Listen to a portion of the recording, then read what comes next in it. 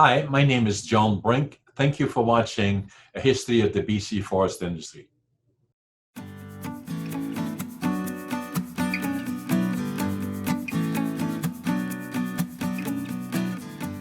Thank you for joining us today. Our guest today is Todd Doherty, who is a very interesting guest for us. He is the MP, the Member of Parliament for the Cariboo Prince George riding. Thank you for joining us here, Todd. Hey, thanks for having me, John. And I've been paying attention to the other episodes. These are great. Thank you.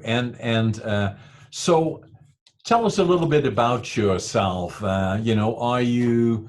How long have you been in Prince George? So, where are you from? BC originally, or? Yeah, I'm born and raised in British Columbia, and raised pretty much all over BC. Born in Ashcroft, spent a lot of time in Merritt, Princeton, Williams Lake, Prince George, and then moved back to predominantly Williams Lake and Prince George, and then moved back to Prince George in 1999 to bring WestJet up here. Yes, and then so you came to Prince George and back to Prince George in 1999. Yeah, Sorry. I was part of the original owners of WestJet. We all were at that time. If you're a WestJet employee, you're an owner. But I was part of the original management group, airport management group for WestJet, and was in aviation for well over 20 years. I brought WestJet up to Prince George in '99. I gave them every excuse as to why I was not going to move back to Prince George, and number one reason was that my mother-in-law was in Williams Lake, which that was just a negotiating tool because I loved my mother-in-law dearly. But we moved up to Prince George in 1999, and we've never looked back, really, John. It, as you know, it just provides such a great way of life for our kids. And growing up, I moved around a lot and never really had roots, so to speak, and that was something that was really important for my wife and I, that we provide that sense of stability and just sunk roots. And so resisted the opportunity to move across the country with WestJet, and was fortunate to have been offered a job with it was then Transport Canada at the airport, and to become part of the executive at the airport. And then we were the last airport to transfer, and I was very fortunate to be able to represent our country, our community, and our country on the world stage in promotion of trade, tourism, and opportunities within our region, within our country. Right, and then talking a little bit about your family. Is your wife from here, or where did you meet her? No, so I grew up with my wife. I always say she was my high school sweetheart. The problem is that she didn't know that. She's 2 years older than me. So she, and you notice I got the nervous scratch on my chin. Yeah. I say that too. We both grew up. I spent a majority of my time in Williams Lake. I call that my hometown. And my wife's family was they're pioneers of Williams Lake. Her great-great-grandfather, William Pinchbeck, was sent up by the Gold Commission to be the judge, the lawman, the hangman, and work with Judge Begbie during the gold rush. So he came up in the middle of the 1800s, 1850, 1860, to settle into Williams Lake and to participate in the gold rush. The current area where the Stampede grounds are in Williams Lake right now, that's their original homestead. And so my wife's family's been around forever. And, my wife is also First Nations as well, too. She's part of the Estella First Nation. And her father, Stan, who is living with us now under palliative care, ran a logging show for over 27 years. Had his own show for over 27 years, logged for much longer than that. but we are truly a farming and forestry family. I also took a stint logging as well too. I don't know if you knew that, but I bucked, ran skidder and loader, and so it's I know the importance of our producers, whether it's agriculture or our forestry producers, and forestry within our region, within our province. Yeah, it gave you an amazing background and experience, right? Especially, living most of your life in the interior of British Columbia. Yeah, it really does. I mean, I know firsthand how the policies that are developed in Ottawa and in Victoria, how they impact us. We didn't come from much at all. And it is really important that I always try. I still wear my cowboy boots, and they're well worn, and you can take the kid out of the caribou, but you can't take caribou out of the kid. And so there was a time in the last parliament where I was standing up. I was the national chair of our softwood caucus, and I was relaying the story about getting up at 2 in the morning and traveling for 2 or 3 hours to a block so that we would work our 8 or 10 hours. And you're eating white bread with chain oil on your hands, and that's how our lunch was, and then traveling back home 2 or 3 hours, and then getting up and doing it all over again. And I got a note from across the way, a friend of mine from the Liberal caucus, and he too was a logger. He didn't run in the last election, but he too, he said, you and I might be the only ones here that actually understand what a hard day's work that is logging and trying to make our ends meet as contractors and dependent on a forestry industry. Exactly. I want to talk a little bit more about your family, because I happen to know one of your daughters. Yeah. She has become a good friend of mine, because she was a face around the airport and still is. And it's always nice to see her and kind of talk to her, say hi to her. And tell us a little bit more. I know you have, I believe, 4 children. Yeah, so tell us a little bit more. We have 4 beautiful children. As I got kind of off track about my my high school sweetheart, both my wife and I were married once before, married very young, and we bring together his, hers, and ours into what we form, a beautiful family. We just celebrated our 25th wedding anniversary, but we've been together for over 30 years. But our daughter Cassie, we have Cassie, who is she'll be 32 this year. We have Katie, who's my daughter, or our daughter. She's 32 as well. Then we have Jordan, who is 30, and then we have Josh, who's the baby, and Josh will be 26 this year as well too. So we have 4 amazing kids, and my wife Kelly runs our business. We're personal business owners as well here in town. Don't judge. I own a hair salon in town and have for about 12 years, but we've always been small business owners as well too. As we had fitness stores in the Okanagan, and I had an aviation business and a couple of restaurant businesses as we went through the years. So the other point, Todd, it was when you made the decision to go into politics. What made you do that? Was it on your mind already for a long time, or how did that all come about? Well, I always say that I fell back asswards into politics. It was something that I never really thought. I always thought that there was a progression that you should take if you're running for office. And I'm, as you know, very involved in my community and volunteering. But I was spending up to 280 days away overseas and in promotion of our community and our country. And I left aviation in 2011 to really focus on, my family. You can't spend that much time away and not take a toll on your family. So 2011, I was working for Edmonton International Airport and the Alberta government, had a contract there, and I really was missing one thing out of my life. I had everything that was going really well, and I was getting paid more money than I thought I ever would. And the one thing that was missing, and that was my family. It's great to travel to Dubai and Hong Kong and Berlin and wake up in all these great places and see amazing people and amazing sights. But I was really missing my family. So I came home in 2011 to take a job with the 2015 Canada Winter Games as Director of Revenue Generation for them, and to really focus on my family. And around about that time, some folks came and knew how busy how committed I am to the community and the work that I'd done previously. And they'd asked if I'd be interested in running.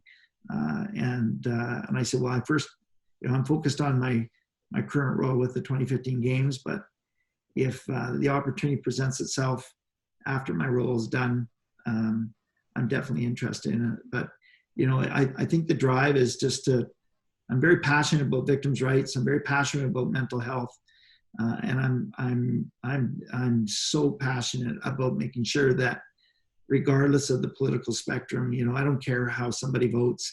If they're a friend or family in our riding, I want to make sure that their voices are heard in Parliament. And so that's why I ran. Yeah, and then the riding in particular, the Cariboo Prince George, is a very appropriate riding for you because does it include Williams Lake? Yeah, it does. I've got one of the largest ridings in Canada. It's about 84,000 square kilometers. So it goes about 15 kilometers west and northwest of Vanderhoof, and then wraps around and captures Prince George or portion 3/4 of Prince George, down into Quesnel, into the Cariboo side of it, likely Horsefly, the Quesnel Forks area, Quesnel Lake area, all the way out into Nasco, and then all the way to 15 kilometers before Bella Coola. And you and Bob Zimmer, your colleague MP of North, are between the two of you, you're pretty much the furthest away from Ottawa. We are. So it means a lot of travel, not only in the ridings, but it also does in terms of getting back to Ottawa and back and forth. Yeah, that was a pledge that I made when I first started to run. Is there was two real things that were really important to me that I heard on the doorsteps, is that they wanted to make sure that they saw the MP, that regardless of Ottawa, that my home is here, and that they saw us. So I fly home. I spend a full day when Parliament is sitting. I work Monday to Friday. I work the full day on Friday. I'm at what's called a duty whip. Which means I'm in charge of 25 MPs on a certain day in Parliament. I have to make sure that they're in and around the house, or I know where they are, and if there's a vote. So I work to the very end of Friday, get on the plane, and then travel. It's basically 12 hours. It's a 12-hour day. Travel back through connections, get home, spend Saturdays out in the riding somewhere in one of the communities. And then I get back, I leave home here at 3:30 Sunday mornings, back on the plane at 5 or whenever the first flight out is. And then I do it all over again, get back to Ottawa and do it all over again. Yeah, in order to be able to do that, you need a very committed family all around you. And I know you have that. Yeah. Otherwise, it would be extremely difficult and hard on the family. But I know that the whole family, like in your case, is extremely committed to what you're doing. And obviously, you've been very proactive in terms of mental health issues and other things that you feel very, very strongly about. Another thing that you do is you're very proactive inside the community in terms of touching on the different areas and the different people that you represent as a riding. And so it seems to me that you not only are committed, but you love what you're doing. I love every minute of it. And, you touched on something that's really important to me is family. For a long time, I chased other people's dreams and I forgot about my family. And it's important for me that my family's part of this journey.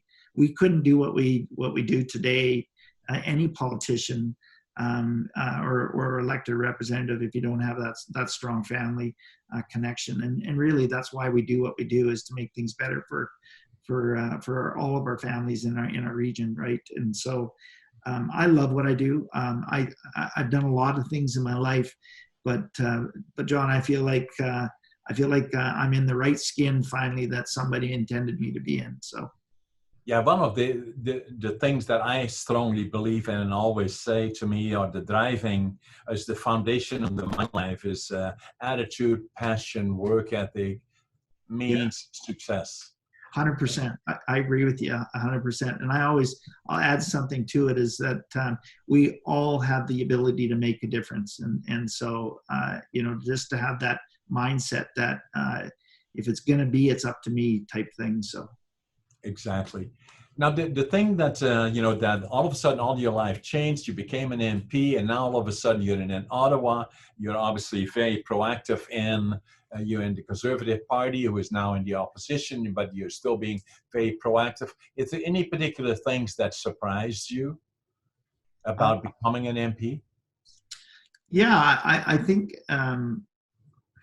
there's a couple things. I think we all go to Ottawa thinking that we're going to change the world and we're going to knock down the doors and do that, but the wheels of bureaucracy really do move very slow.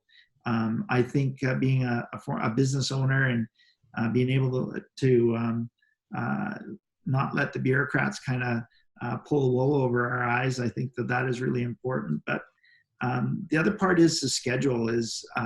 Everybody told me that, when you get going, you won't, your schedule's not yours. And I always said, listen, I was very busy before and I'll be all right. But the reality is that you are extremely busy, and it's finding time, making sure that you find time to do things like just even this Zoom meeting. And, you miss the opportunities even just to go for coffee or to spend time with people that you really care about. And so that was something that really took 3 years for me to get a handle on is the schedule part of it, because we are very busy, and I task my team to keep us and to be very, very accountable and approachable with our people and our constituents. So being the whip and being playing a key role in the opposition ranks, keeping the incumbent government of Justin Trudeau honest, they are in a minority position, obviously, but it makes you busy in terms of the issues in particular where you specialize in. One of the one is obviously mental health, that is very close to you. And then the other one that you have been very active in, is the softwood lumber issues and trade relations with, in particular, the United States, but internationally as well. So because of your background in the forest industry, you're very active and proactive in terms of getting information from industry so that you're always informed. And so how has that been for you in terms of bringing the issues forward and getting heard really in Parliament? I still have a lot of frustration over the fact that we weren't able to secure a softwood lumber agreement in the last administration. And I think that there is a considerable amount of time that was wasted. I recognize that these agreements do take time to get it right. They're not always going to be perfect, but I traveled to Washington a number of times and met with both Democrats and Republicans and groups, consumer groups on all sides, I think that there are some things that we should have done right off the bat. I think we should have negotiated from a position of strength. I think we should have included, not just large organizations, but small, medium organizations as well too. Ultimately, those are the ones in my mind are going to be the ones that are going to be hurting. But moreover, my job has always been to build the knowledge base, not just light my hair on fire and because it'd be a short fire, but you build respect with your colleagues across the way. if you fight them with facts and you show and demonstrate that you're knowledgeable with the topic. And I think former Minister Carr and Minister Champagne as well too, we've been able to grow the relationship that we have because we have not just tried to pick partisan fights. We truly have tried to work on the solutions in a Team Canada approach. I think that there's things that we should be doing to try and get this done. And whether it is my bill that we managed to get passed, my job is to build the respect with the colleagues across the way so that we can benefit our constituents here back home in the riding. And so, and that means not always taking the partisan jabs. I think if people watch my social media, I'm pretty vanilla and choose to celebrate our community more over than anything else. And part of that is just to try and build the relationship with those across the way. They're in power. They hold all the cards, and we need those benefits to come and flow to our communities. And that just means being able to, I'm a Cariboo kid, so I like a good fight for now and then. I never shy away, but I want to do the things that actually benefit our community. So looking at the future then, Todd, is that obviously the forest industry has had a number of years following the pine beetle epidemic, the spruce beetle epidemic, and then a result of that, a reduction in the annual allowable cut, which has meant that we had too much capacity, not enough timber, and which has adverse affected a number of our communities, including in your ridings, north of us, but all throughout BC. And then it becomes a question of the industry really, for all intents and purposes, is in transition. Mm-hmm. And one of the things that I've always said is that, and always being an advocate of, is that what we have to do as an industry is there is nothing that we can do to the fact that we have to reduce the amount of annual allowable cut, and that will affect communities, and it will shut down some of the manufacturing facilities. But how can we do more further manufacturing and create new products for new markets? And always the underlying key question becomes, where do we then find the skill sets? Because if we do not have the skill sets for a new generation, if you wish, in the industry where we make new products for new markets, then we have to invest in that type of infrastructure. And so one of the things that we have worked on very closely, and I've been very involved in, is with the College of New Caledonia, and creating a center of excellence, which is something like BCIT of the North, and no different really than what we did in with the UNBC when we created, the University of Northern British Columbia, which then became, the best small university in Canada. With the Center of Excellence, it would really focus on creating skill sets, but not only that, but also development of products. How can we be more effective in growing a better forest, and what will it look like as we go forward? How do you see it? Yeah, no, you couldn't be more right. I think, listen, I think our forestry industry is going to be a vibrant forestry industry in the future. It's going to be considerably different. We have pioneers right here in our region. You with the finger joint technology, the pellet technology that was developed here in our region as well too. We've been hard hit with the infestation of the pine beetle and the spruce beetle, but also you look to our 2017 wildfires. But the one thing our communities do in rural and northern British Columbia is we don't see things as challenges, we see them as opportunities.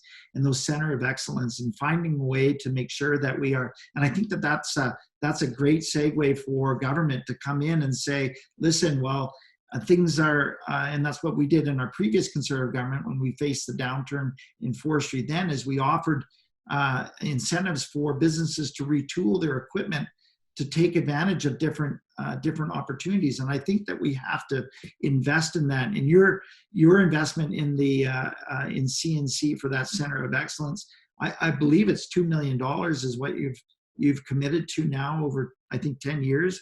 I think that is exactly what we need to do, is make ourselves that hub, because John, you know as well as I do, when those jobs aren't there, the community or the families, very often they leave our communities for other opportunities and we don't get them back. And so government has to partner with industry to find better ways of doing things. We will be vibrant. We will be successful. It's just finding that right partnership to make sure that we can capture that opportunity, not defeat the challenge, but capture the opportunities that are coming our way. And I agree with you, Todd. And, as somebody that was born elsewhere in Holland, I always look at this country. There is no country like Canada. There is no province like BC. There is no place like Northern BC, and the whole province of basically, and the opportunities are here. When I fly as much as you do, probably, I always sit by the window and I look out and I say, it's paradise. It cannot be better. And then there is no place and like this province that can grow timber better than we can, and as you said, what we now have is adversity with COVID, and I believe as a country and as a province we have done well under the circumstances. Things will get back to maybe a new normal, but the opportunities are still there, and I look forward to the future in a positive way. So this is nearly our end of our show. That's it. That was Any quick. other comments that you would like to make? No, I just really appreciate the opportunity to talk with you. I look forward to the time that we can actually speak in person again. I always enjoy our conversations, and thank you for doing this and raising the awareness of the importance of forestry in our province. Thanks for being our guest, Todd. Good luck and stay safe. Thank you. As well. Thank you for watching our show with Todd Doherty, the MP for Cariboo Prince George, and we will be looking for you next time.